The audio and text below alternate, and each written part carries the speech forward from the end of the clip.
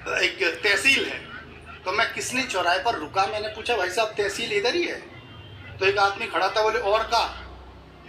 मैं आगे निकला तो 3-4 दुकानें छोड़ने के बाद एक सड़क थी, मैंने वहां पूछा, मैंने कहा भैया जो तहसील है इधर ही है? बोले और का?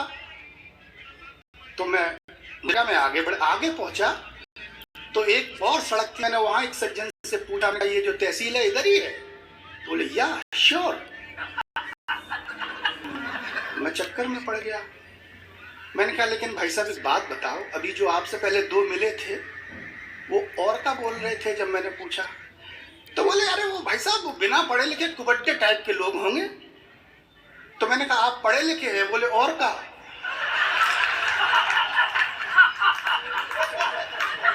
एक बस में जा रही हमारी ताई बूढ़ी 70 साल की, बीड़ी पीती हुई, उसमें एक हमारे चिचा चढ़े, सलीम साहब अपने 10-11 बच्चों के साथ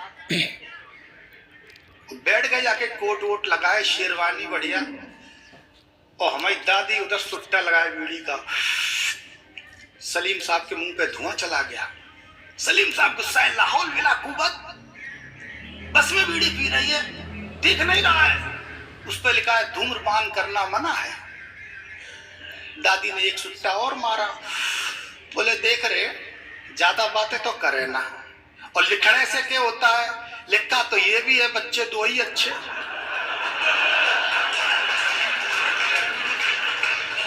एक मोहल्ले में एक बहन जी रहती थी, चाची थोड़ी मोटी ताजी होंगी, तो लड़का भी स्पष्टवादी, वो उधर से निकली तो उनको देख के बोला बुआ आप एकदम सूप नखा जैसी लगती है। बुआ ने कहा लड़का है छोड़ो, निकल गई। अगले दिन फिर निकली तो इनका लड़का फिर गली में खड़े होकर चिल्लाया बुआ। तो बुआ ने मुड़ के देखा, बोले आप बिल्कुल सूप नखा जैसी लगती हो। बुआ को गुस्सा आया, घूमती हुई आई, अजीत के दरवाजे पर खड़े होकर चिल्लाया, बोले बाहर निकल, अरे तू हास्य कवि है, तेरा लड़का तो तुझसे भी ज्यादा गया गुजरा है, वो मुझसे क्या क्या कहता है।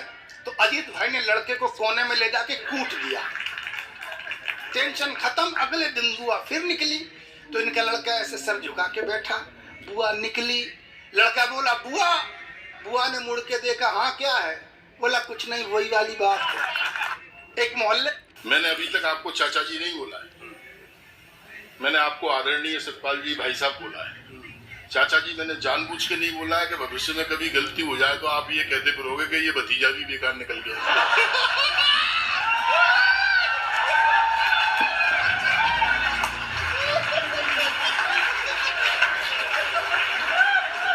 टीचर ने पढ़ाया कॉलेज में, प्रेम की परिभाषा बताओ।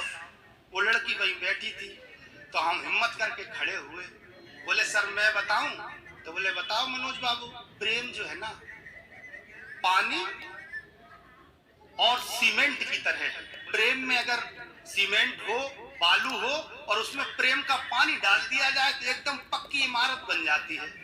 लड़की मेरी तरफ देख के बोली, मैं समझ गया तू शकल से ही मिस्त्री लग रहा है। टीचर ने पढ़ाया, मैंने कहा मनोज भाई 6 बच्चे, पहले बच्चे का नाम? बोले पहले बच्चे का नाम रामू। मैंने कहा बहुत बढ़िया मनोज भाई। दूसरे बच्चे का नाम? बोले उसका भी रामू। का तीसरे बच्चे का नाम? बोले उसका भी रामू। मैंने कहा 6 बच्चों के नाम?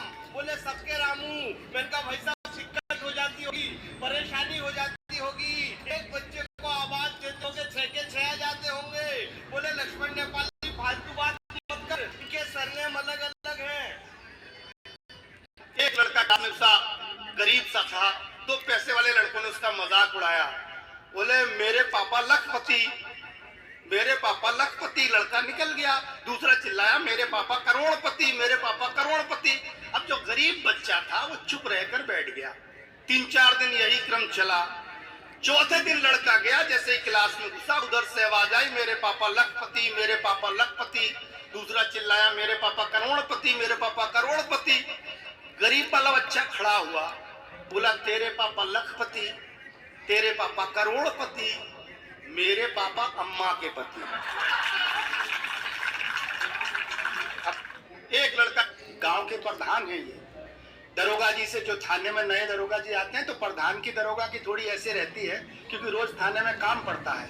दरोगा जी के पास एक शानदार सा कुत्ता, वो ऐसा कुत्ता जिसको ये नहीं पता चलता किधर मुंह है इसका किधर पूंछ है। आजकल इसी तरह के कुत्ते चलते हैं। दरोगा जी कुत्ते को लेकर निकले, अजय भाई के मेडिकल स्टोर के सामने से गुजरे। अजय भाई बोले, और इस गधे के साथ कहां जा रहे हो? दरोगा जी गुस्सा गए, बोले बेवकूफ है, दिखाई नहीं दे रहा है, कुत्ता है। बोले दरोगा जी आप चुप रहे, मैं तो बेचारे कुत्ते से पूछ रहा हूं। गांव के वो एक शेर की एक बंदर ने पूंछ नोच दी तो शेर गुस्सा गया। पत्रकारों के सामने किसी की चलते हुए सब डर गए। शेर ने बंदर को खदेड़ लिया, बंदर इधर भागे शेर पीछे, बंदर उधर भागे शेर पीछे। आधा घंटा भागते हो गया, वहां पड़ा था तो बंदर ने उठे से पढ़ने लगा। शेर घूमता हुआ आया, गुर्राता हुआ, बोले इधर अभी कोई बंदर आया है। बंदर ने अखबार में मुंह छुपा के बोला, कौन? वही वाला जो शेर की पूंछ खींच के भाग गया। शेर बोला, बाप रे, इतनी